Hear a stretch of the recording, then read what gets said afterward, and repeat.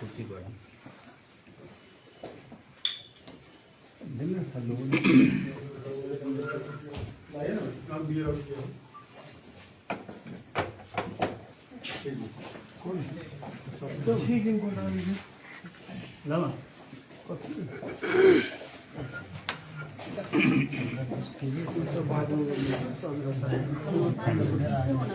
पीछे ठीक है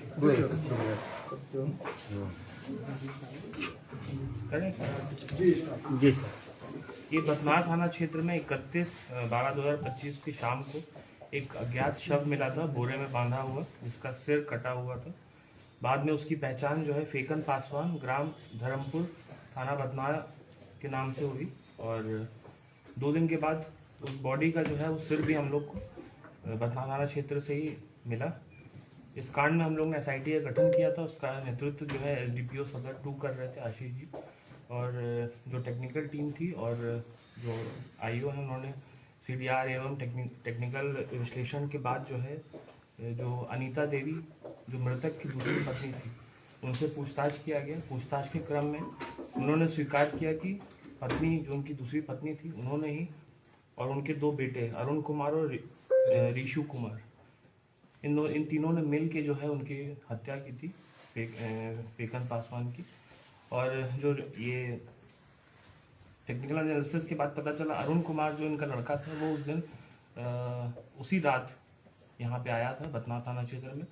मूलतः वो आसाम में काम कर रहा था, पर उस रात वो यहाँ पे आया, उसके अगले दिन वो वहाँ से गायब हो गया। इसी को हम लोग को संदेह हुआ। उसके बाद पूछताछ किया गया। पूछताछ के क्रम में इन तीनों ने अपना जो है कन्फेस किया है घटना के बारे में। और फेकन पासवान को रात में खाना खिला के सुला दिया गया। उसके बाद उसकी जो है गर्दन काट दी गई और फिर उसको बोरे में पैक करके बाइक पे जो है उसको वहाँ पे NH के पास फेंक दिया गया। इसमें जो कपड़े जो लोग पहने हुए थे घटना के समय, उसको कन्फेशन के आधार पर बरामद कर लिया गया है। जो धारदार हथियार था उसको भी बरामद कर लिया गया है।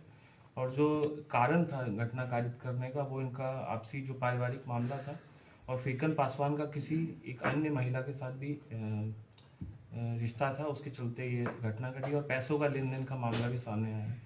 तो इस प्रकार ये पूरी घटना का सफल उद्भेदन हुआ। जो पूरी टीम थी उसने सराहनीय काम किया है। और जो अभियुक्त है अरुण कुमार ठाकुर, इसको पकड़ने के लिए हमारी टीम आसाम गई थी, वहाँ से इसको पकड़ के लाई। और जो घटना में प्रयुक्त दबिया है उसको बरामद किया गया है। घटना में प्रयुक्त कपड़े हैं जो पहने हुए थे अभियुक्त, उनको बरामद किया गया है।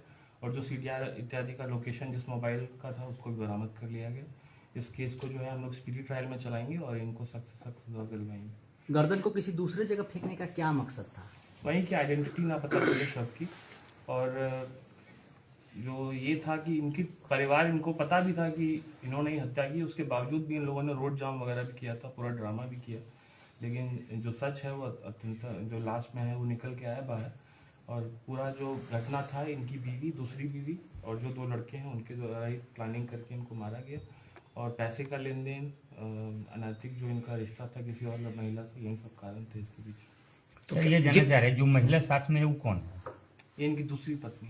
अच्छा, ये भी संलग्न है इसमें? वार्ड सदस्य यही है क्या? नहीं, जिनके साथ नाजायज संबंध था, क्या वो भी आ रहे हैं जांच के दायरे में? नहीं, वो इसमें नहीं है। घटना इन तीनों लोगों ने ही की है और इनको उसके अनैतिक संबंध के बारे में पता चला। और मूलतः पैसों का भी विवाद था। 5 लाख रुपए जो है इसने बोला था कि हम देंगे, और उसमें से 3 लाख रुपए दिए भी थे। उसके बावजूद इनके साथ गाली गलौज करना और ये सब करना, इसके चलते लोग आक्रोशित थे। और ये तीनों लोगों को वो टॉर्चर भी करता रहता था कई चीज़ों को लेते हुए। ये सब चीज़ों के इनके अंदर अपने जो सौतेले पिता थे इनके प्रति घृणा थी, जिसके चलते इन लोगों ने घटना को कारित किया। हत्या घर में ही की गई थी या कहीं ले जाकर? सोने के बाद घटना घर में ही की गई थी। तो सब बेडशीट और ये सब हम लोग को मिला है और बहुत सारे साक्ष्य मिले हैं। सब हम लोग FSL से जांच करवा के उसको अच्छे से। 4 दिन तक सिर कहाँ छुपा के रखा गया था? सिर तो फेंक दिया गया था वहीं से। वो 4 दिन के बाद हम लोग को बरामद हो गया। क्योंकि सिर जो मिला था उस समय कोई स्मेल वगैरह नहीं था, इसलिए। नहीं वो वहीं था, ठंड की वजह से शायद ऐसा हुआ होगा।